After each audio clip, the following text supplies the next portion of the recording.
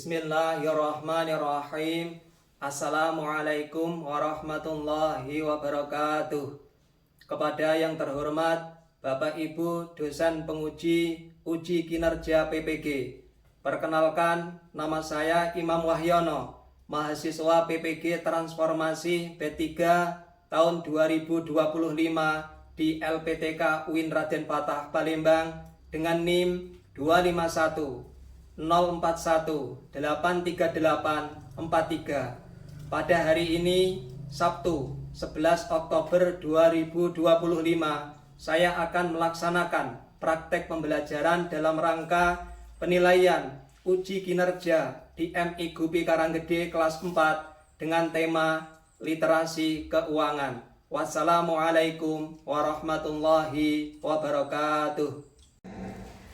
Bismillahirrahmanirrahim. Assalamualaikum warahmatullahi wabarakatuh. Waalaikumsalam warahmatullahi wabarakatuh. Tepuk apa kabar? Baik-baik, siap-siap. Alhamdulillahirrahmanirrahim. Kita semuanya masih diperkenankan oleh Allah Subhanahu wa Ta'ala bertemu, berkumpul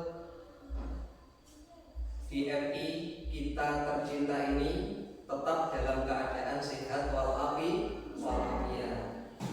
Yang selanjutnya adalah sebelum kita masuk pada materi pembelajaran, Pak Imam absen terlebih dahulu.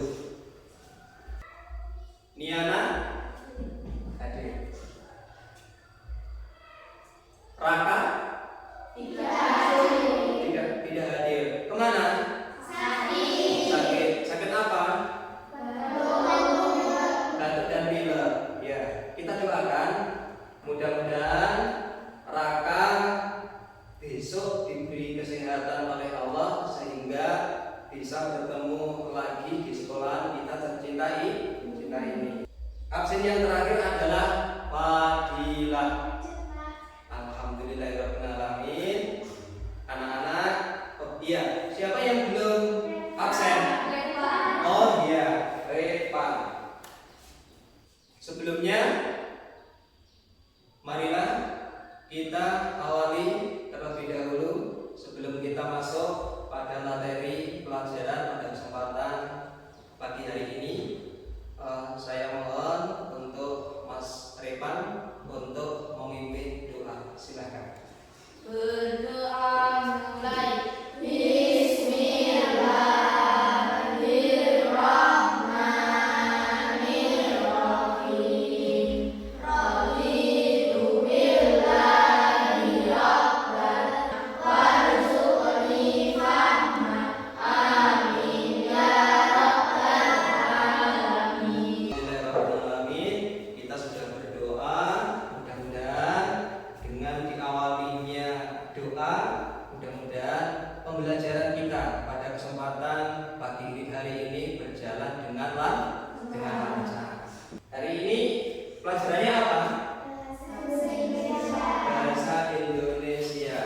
Oke, sekarang silahkan dikeluarkan bukunya. Hari ini adalah temanya tentang literasi keuangan.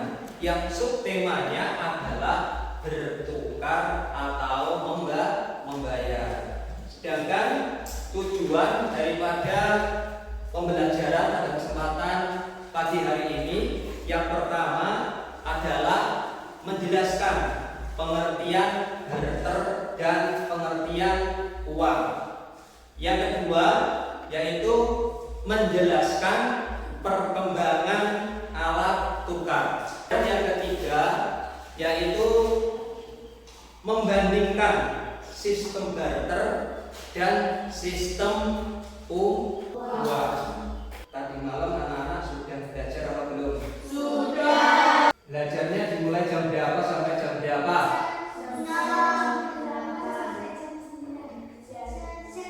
Kalau Ulin jam berapa sampai jam berapa Ulin? Jam 8 sampai jam 9. Berarti belajarnya anak berbeda-beda waktunya. Untuk hari ini yang pertama kali kita bahas adalah menjelaskan pengertian barter. Apa yang kamu ketahui tentang barter?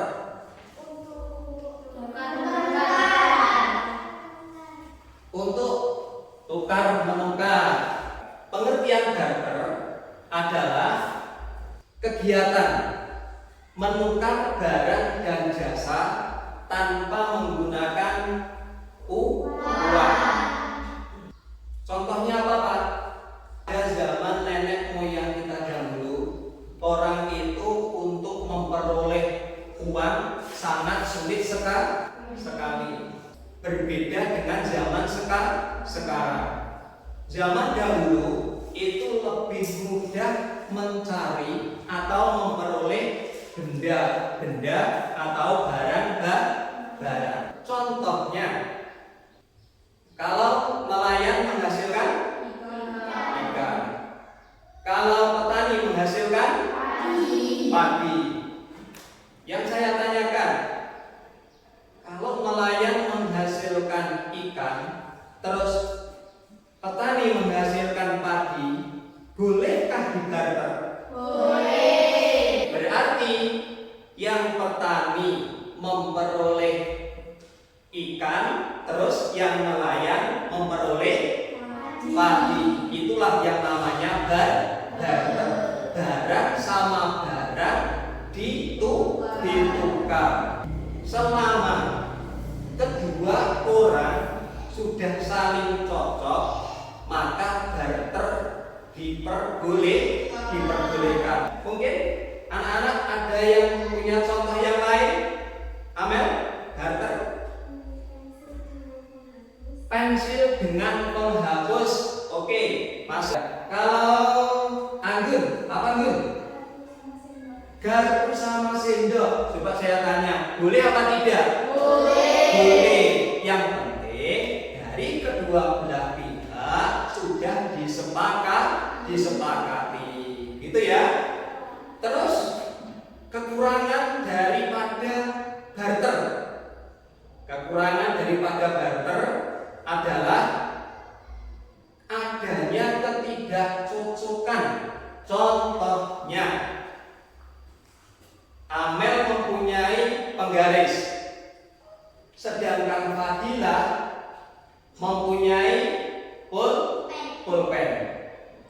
Tapi Amel yang dibutuhkan bukan pulpen, tapi Amel yang dibutuhkan adalah penghapus. Maka barter tersebut tidak berlaku atau tidak boleh. Karena apa? Tidak sesuai dengan apa yang diinginkan oleh Amel. Dari sini ada yang perlu ditanyakan kaitannya dengan barter? Ada apa tidak? Sudah paham beneran? Siap? Siap. Oke, next. Tentang pengertian uang. Kira-kira apa yang kamu ketahui tentang uang? Untuk membayar barang. Yang lain mungkin ada? Pengertian uang adalah alat tukar yang bisa diterima secara umum untuk membeli barang dan jasa. Dari sini ada yang belum paham kaitannya dengan pengertian uang? Sudah? Sudah beneran? Sudah. Contohnya, Dibran ke sekolah dikasih uang berapa? 5.000. Kemudian Dibran berkeinginan membeli pensil di toko dengan menggunakan uang 5.000 itu. Boleh tidak? Boleh. Karena menggunakan uang. Coba saya mau tanya, anak-anak kalau ke sekolah dikasih uang saku berapa oleh ayah dan ibunya? 5.000. 5.000. Siapa kalau ke sekolah tidak dikasih uang sama sekali? Oh, ya tidak apa-apa. Tidak apa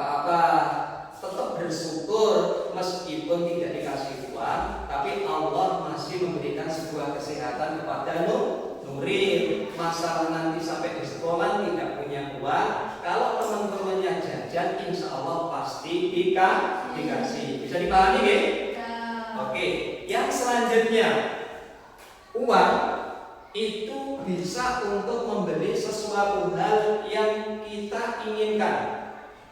Kita mau membeli apapun dengan uang itu bisa selama harganya cocok. Contohnya, kalau misalnya Amel membawa uang 5.000 pergi ke toko untuk membeli penghapus, sedangkan penghapusnya ini harganya 10.000. Boleh apa tidak? Boleh apa tidak? Tidak boleh, meskipun itu menggunakan uang. Karena apa? Nilainya berbeda. Dari sini kaitannya dengan uang, ada yang perlu ditanyakan? Sudah paham? Selanjutnya, fungsi uang ada 4. Uang tadi bisa untuk membeli apa-apa yang kita inginkan.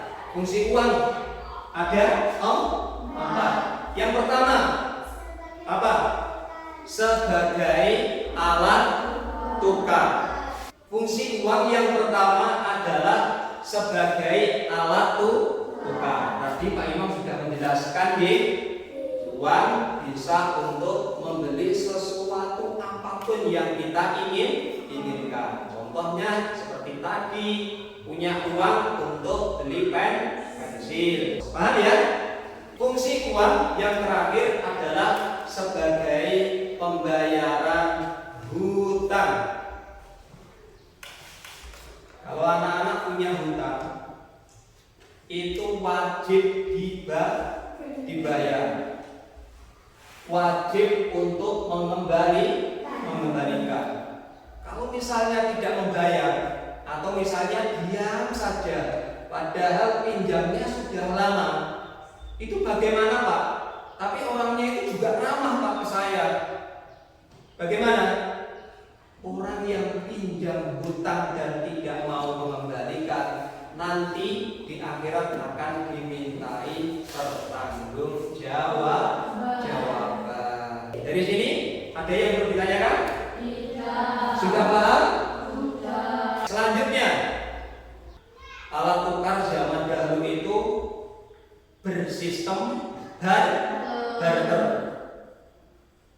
Orang zaman dahulu atau nenek moyang zaman dahulu itu mempunyai benda-benda berharga.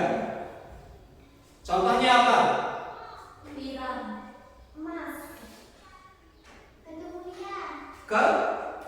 Kerang. Dengan bergantinya hari demi hari, minggu demi minggu, bertambahnya bulan demi bulan, tahun demi tahun, akhirnya muncullah uang kertas. Uang kertas itu muncul pertama kali adalah di Tiongkok pada abad kira-kira abad keberapa? Abad ke-7. Pengertian barter sudah bisa ya? Pengertian uang sudah bisa ya? Terus fungsi uang ada 4. Yang pertama adalah sebagai alat tukar. Yang kedua sebagai satuan hitung. Yang ketiga sebagai penyimpan nilai. Yang keempat sebagai pembayaran hutang. Dari sini semuanya sudah paham ya? Alhamdulillah. Sekarang ada tugas dari Pak Imam. Silahkan, ini nanti Pak Imam memberikan sebuah kertas untuk mengerjakan secara kelompok. Jangan dikerjakan terlebih dahulu.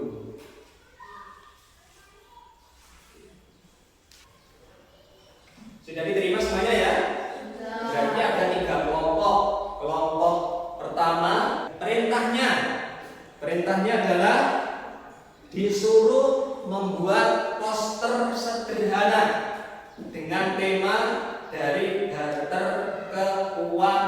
digital. Yang nomor 2 adalah poster bisa dibuat di kertas gambar. Yang ketiga adalah sertakan ilustrasi dan penjelasan singkat dan sertakan maksudnya. Dari ketiga perintah itu semuanya sudah paham ya? Nanti kalau sudah waktunya Pak Imam panggil, nanti dipresentasikan ke depan. Yang mempresentasikan salah satu dari pimpinan kelompok. Jangan sampai lupa untuk nama kelompoknya itu ditulis. Untuk mengerjakan tugas kelompok, saya kasih waktu 10 menit mulai dari sekarang. Assalamualaikum warahmatullahi wabarakatuh.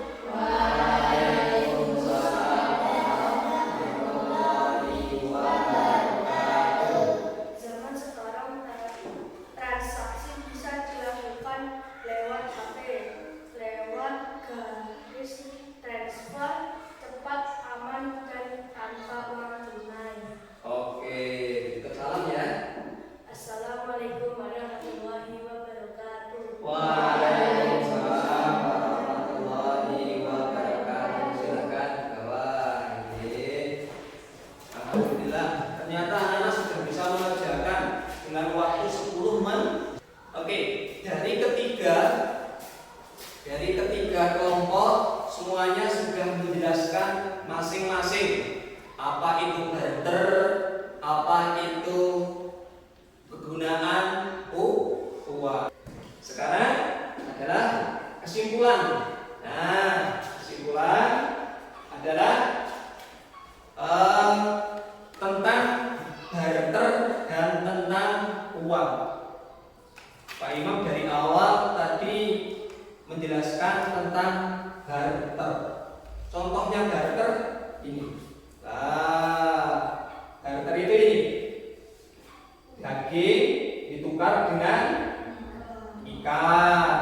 Terus ini bisa ya? Ya, bisa. Ini bisa ya? Dipahami ya? Oke, terima kasih. Kalau semuanya sudah bisa, terus mungkin ada yang perlu ditanyakan?